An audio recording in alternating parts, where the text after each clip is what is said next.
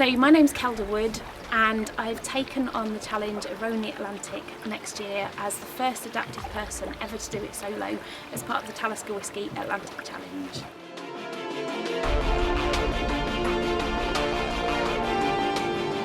The challenge is organised by Talisker Whisky. It's an official race that's run every year, and we'll be rowing 3,000 miles across the Atlantic from east to west, from La Gomera in Tenerife to Antigua in the Caribbean.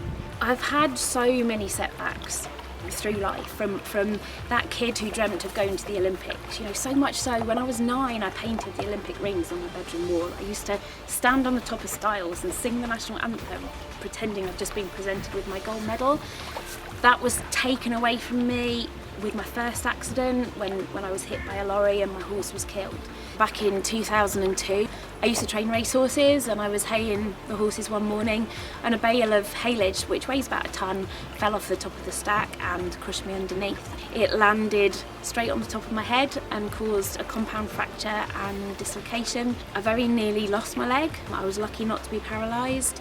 The one thing I've learned is to trust in my journey, because being selected as part of the GB Paracanoe squad, it gave me that opportunity again. It showed it was about saying, how can I? So I got back into sport, I got training, I got physically challenging myself again, which was incredible, and that brought me so much, and it really showed me that it's not about saying I can't, it's about saying how can I. After my own journey and the difficulties I faced in accepting the impact of my injury, I was then asked to speak to a young man who'd had a similar injury, hadn't accepted his injury to the point he tried to commit suicide. And it was after speaking to him that I realised there must be so many other young people in the same position that I was in, and I really wanted to give them the same opportunity to realise that life wasn't over. An injury or illness, it might be life-changing, but it's not life-ending.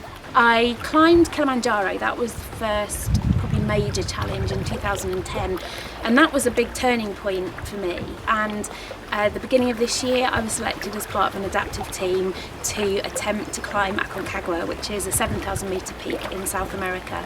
And on the 19th of January I became the first adaptive female to ever summit the mountain. And that really showed me that how many people are being prevented from doing things because they're being told they can't, to the point that they believe they can't.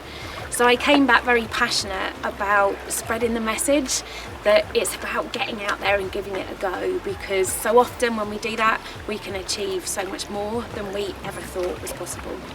Aconcagua was very much about me. It was about me finding that answer, finding that self-belief.